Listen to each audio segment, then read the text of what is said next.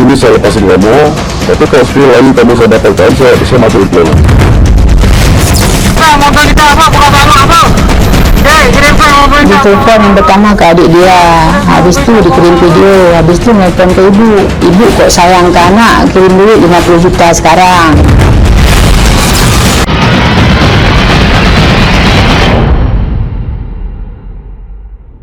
Motor kita apa? Bukan apa? Kirimkan mobil kita, bukan apa? Kirimkan mobil kita, bukan apa? Abang kaipu. Sebuah video penganiayaan yang diduga dilakukan oleh seorang oknum TNI viral di media sosial. Korbannya diketahui adalah seorang pemuda bernama Imam Maskur, pedagang di kios kosmetik di daerah Rempoa, Kecamatan Ciputa Timur, Kota Tangerang Selatan. Video penganiayaan yang berdurasi 13 detik ini dikirimkan oleh pelaku kepada adik korban agar segera mengirimkan uang tebusan sebesar 50 juta rupiah.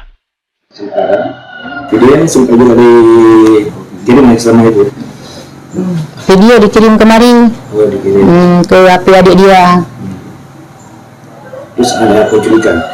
Sampai nomor rekening dikirim untuk kirim duit. Hari Sabtu ke malam Minggu tanggal 15 lah. Kejadian maghrib. Ini telepon kemari berarti habis maghrib.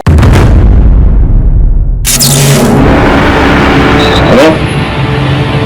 Bang? Kirimkan saya mobil kita.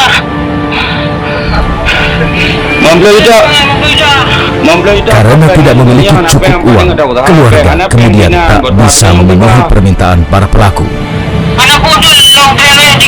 Fauzia kemudian mencoba menghubungi para pelaku agar tidak terus-menerus memukuli anaknya.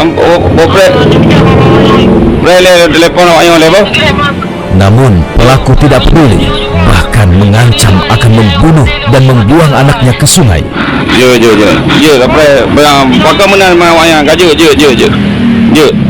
Ditelepon yang pertama ke adik dia, habis itu dikirim video, habis itu nelpon ke ibu 3 kali.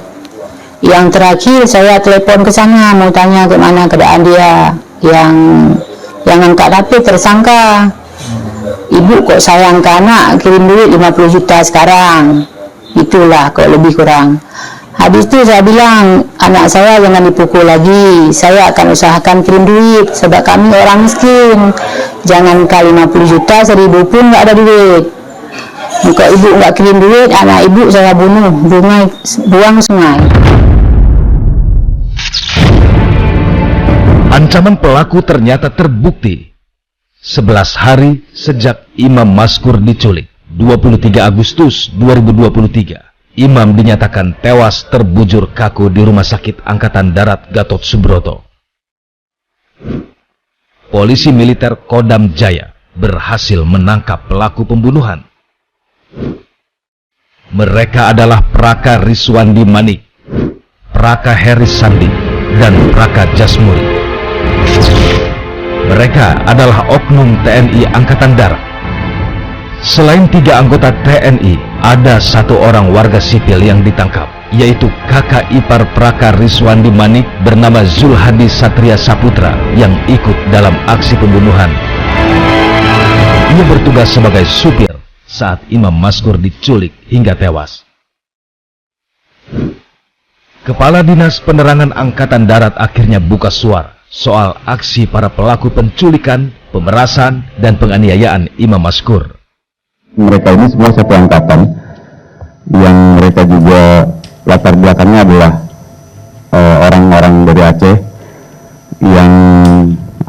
yang sama-sama dinas di Jakarta, yang sama-sama berada di Jakarta, sehingga mereka melakukan itu secara bersamaan, terencana untuk penculikan dan pemerasannya itu memang dari kelompok orang yang sama, dan mereka tidak mengenal secara detail orang korban, tapi mereka mengetahui komunitas korban ini kegiatannya apa saja.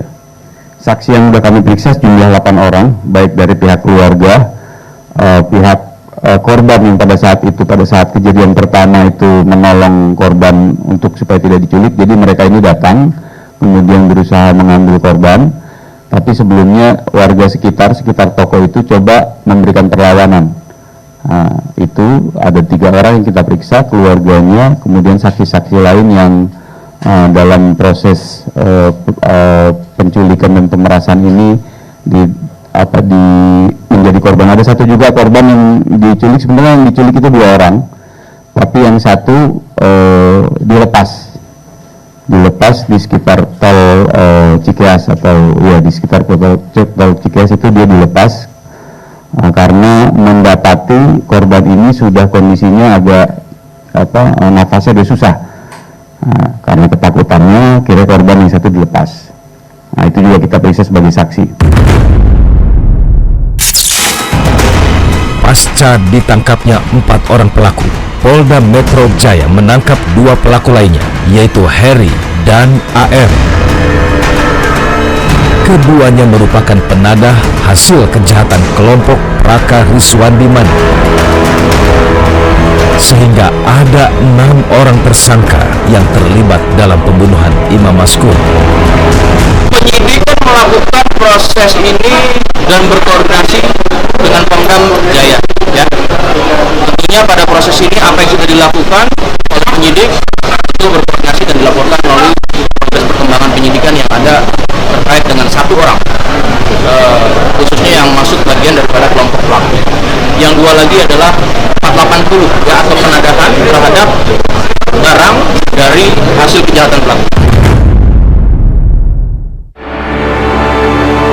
Saya ditendang pakai pistol, lalu tangan saya diborgol ke belakang, mata diikat, lalu dimasukin ke mobil. Disitulah saya dihajar, dipukul.